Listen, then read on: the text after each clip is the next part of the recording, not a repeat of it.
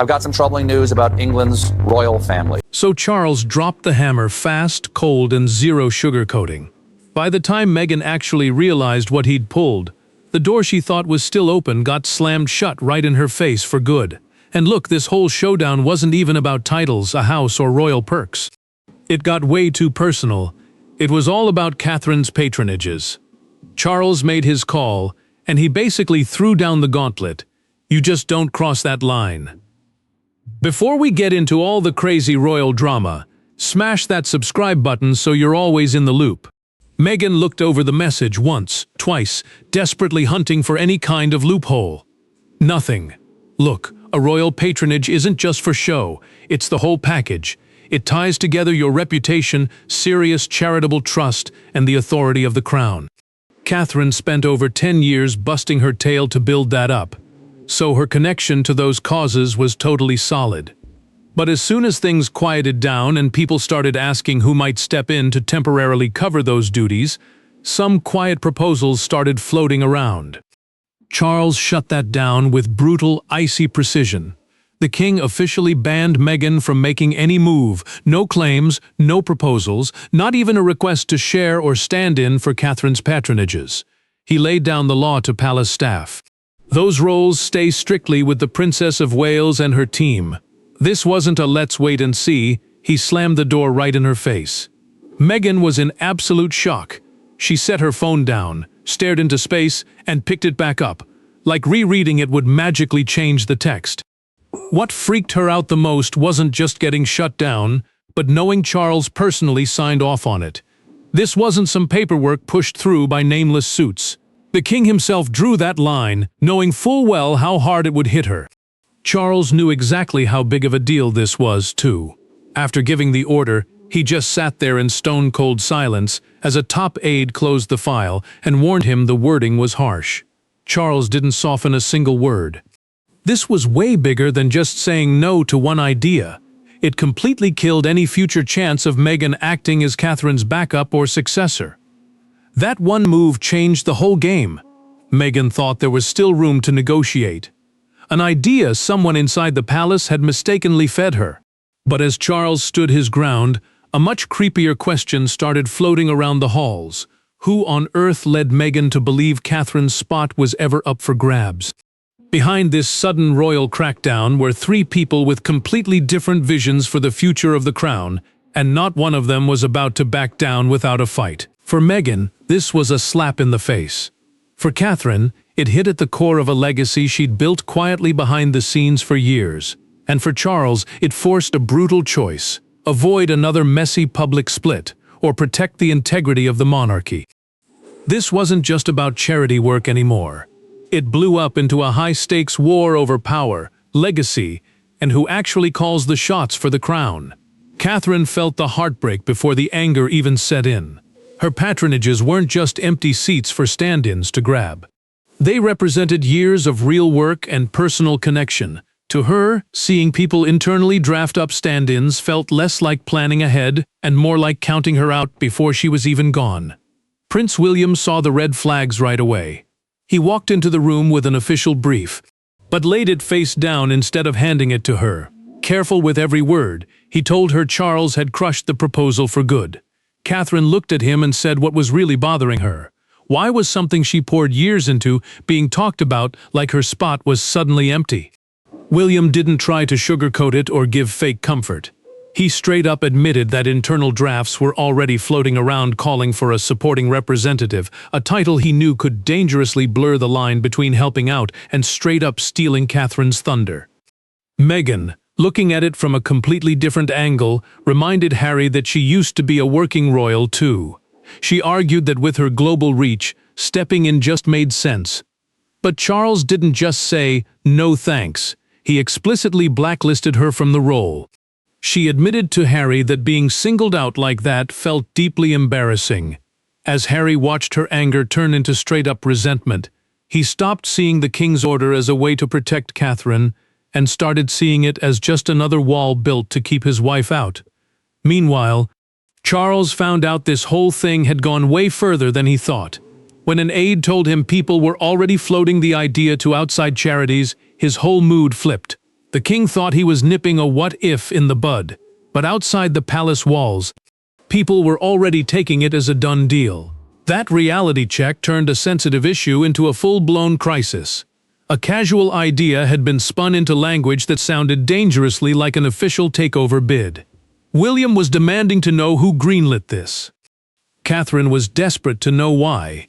Meghan was confused about how her offer to help got turned into a weapon against her, and Charles realized the whole paper trail led back to one overlooked conversation, a private chat that silently pushed the family past the point of no return. Look, every royal shit show has that one innocent-looking moment that ends up blowing everything up. Weeks earlier, totally off the record, a private convo went down that was never meant to be a real game plan. Meghan thought she was just talking about keeping the charity momentum going. Palace insiders heard something way more chaotic.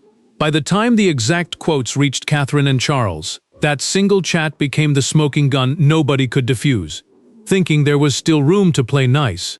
Some off-the-record chats had happened about keeping Catherine's causes alive while she took a step back. Because of Meghan's background in the public eye, a few middlemen thought putting her in made sense. But let's be real, the Crown itself had never given any official green light. The line was officially crossed during a private Zoom call with a charity rep, where Meghan straight up asked if she could be named an official patronage representative until Catherine was back full-time. To Meghan, that title was just about keeping things running smoothly. To Catherine, it sounded like a hostile takeover of a job nobody offered her in the first place. When the charity rep put that exact phrasing into an official memo, it started floating straight up to senior palace staff. William intercepted the paperwork before anyone could sweep it under the rug. Skipping past all the fluff about public appearances and donor relations, he completely froze when he hit the words patronage representative. He circled it on the spot, in his eyes.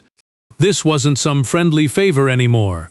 This was a play to let Meghan step into Catherine's shoes and run the show.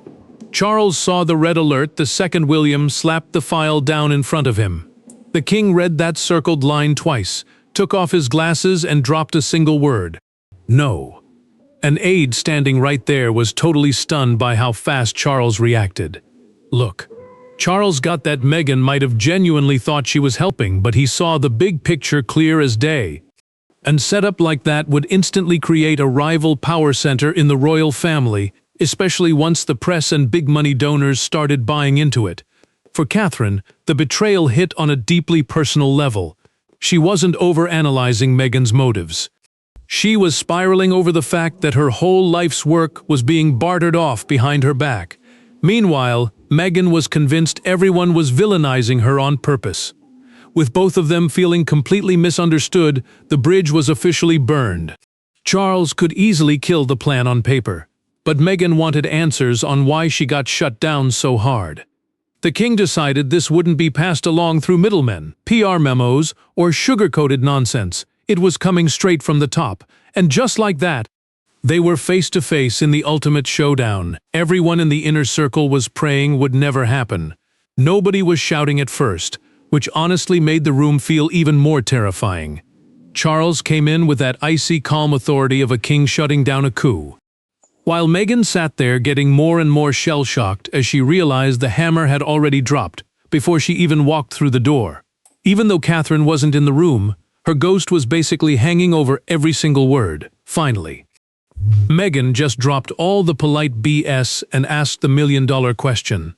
Was Charles actually trying to protect the charities, or was he just protecting Catherine from her?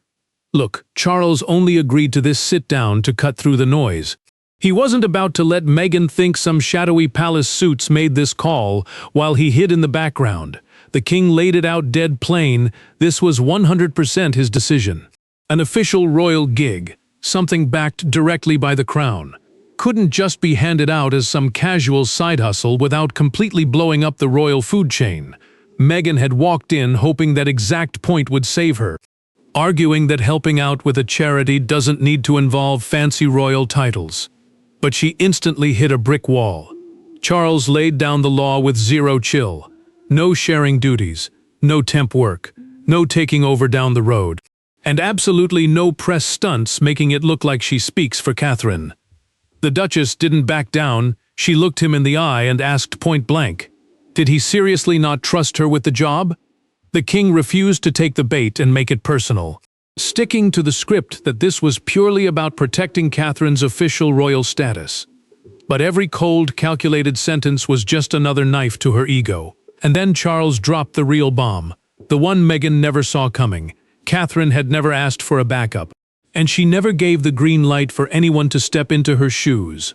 On top of that, William had seen the paperwork first and went completely nuclear over the phrasing. Meghan froze. Hearing William was directly involved turned this from a spat with the king into a massive, multi-generational wall thrown up by the core royal squad. She pushed her chair back and went dead silent.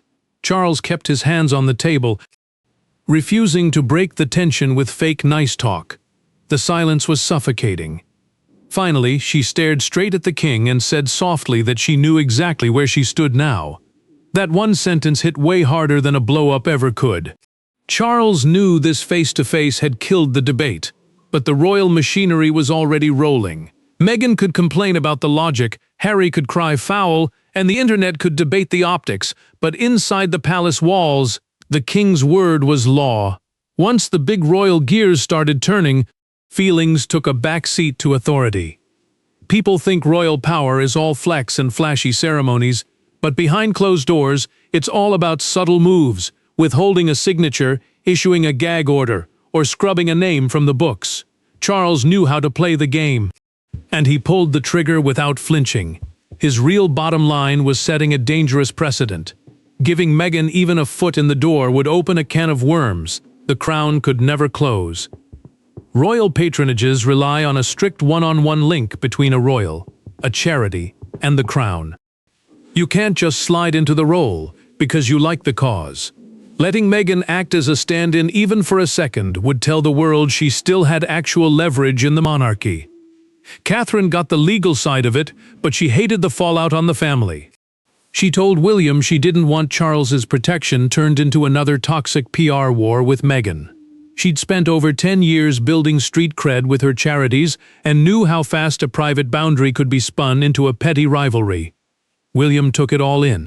He agreed her spot had to stay untouchable, but made it crystal clear, if the palace blinked for even a second, people would just keep pushing the envelope. Charles was carrying a heavy weight with all of this. He'd spent years trying to keep the family drama from completely blowing up, and he knew this order might push Harry and Meghan even further out in the cold. But to him, leaving things in a gray area was a way bigger threat. Give them an inch today, and they'd take a mile tomorrow. Being nice now was just begging for trouble down the road. So Charles gave his team a strict, non-negotiable order. The second any message pops up hinting that Meghan could step in for Catherine, shut it down immediately. No negotiations, period. At the same time, the palace officially reassured partner charities that Catherine's patronages weren't going anywhere. The goal was dead simple: wipe out the confusion that let this crazy idea start in the first place. When the briefing was over, Charles held onto the final paperwork for a second. An aide asked if they should tone down the wording before sending it out. The king looked down at the paper, set his pen next to it, and said to leave it exactly as it was. That single sentence killed the debate inside the palace, even though the emotional fallout was just getting started. Catherine's spot was locked down.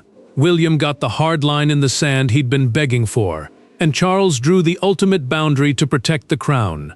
But once this decree was set in stone, the real-world splash hit way beyond just one proposal. Now that the decision was etched in marble, the whole fight shifted. Meghan wasn't lobbying to change anyone's mind anymore. She was forced to face the harsh reality of what this meant for her place in the family, for good. Harry saw it as a total power move meant to publicly humiliate his wife. William saw a line that should have never been tested in the first place, and Catherine just wished the whole damn thing would vanish. Instead, the order ripped open old wounds, forcing everyone to look at the massive walls that had just been officially put up. Meghan got the hint real quick. This order wasn't just turning down a helping hand, it completely nuked any chance of her ever standing in, filling or representing the family in any off-the-record role. She told Harry that after giving years of her life to the job, she at least expected a real sit-down. Instead, she felt like the jury had already reached a verdict behind closed doors before she even got a chance to speak up. Harry went straight to level 10 rage. Hearing Meghan break down the exact wording, and finding out William had eyes on it and went total hardline from day one, the Duke took it as pure proof that this was a setup all along. While Meghan tried to keep the focus on the charities, Harry couldn't unsee the bigger picture. To him, this was a giant middle finger, a crystal-clear message about who's in the inner circle and who's booted out for good. As the temperature skyrocketed, Catherine went to Charles to ask if they could tone down the official spin if this stuff ended up leaking to the press. She was not about to let her name be used as a weapon to bash Meghan. The king got where she was coming from, but put his foot down hard on changing the wording, warning that any wiggle room would just bring back the chaos and start the whole circus all over again. When William saw Harry's name pop up on his phone, he just stared at the screen, knowing damn well how ugly things would get if he picked up while hot-headed. Harry was calling for blood and demanding answers. But William knew one wrong word would turn a policy argument into a full-on family war. Meghan hung up her phone and stood there in complete silence before turning to Harry. "They've made the call for us," she said quietly. Harry grabbed his phone, ready to go to war with William right then and there. But Catherine was about to step in before they smashed headfirst into each other. Instead of letting the men throw punches in her name, she made a wild, unexpected play to tackle the emotional nuclear meltdown herself. Because the real plot twist didn't come from another royal decree, it came straight from Catherine. Up until this point, everyone had been fighting this war in her name. Charles was guarding the monarchy, William was protecting her honor, Meghan was fighting the decision, and Harry was losing his mind over the rejection. Meanwhile, Catherine had basically stayed out of the line of fire. But then, she demanded a sit-down with the king, 100% off the record, no suit-and-tie advisors, no private secretaries, and zero royal BS. It got to a point where playing quiet felt way more dangerous than just speaking up, and Catherine wasn't about to let PR spin doctors speak for her. In that private chat with Charles, she thanked him for having her back on the charities, but made her real feelings loud and clear. She was not going to let Meghan get publicly dragged in her name.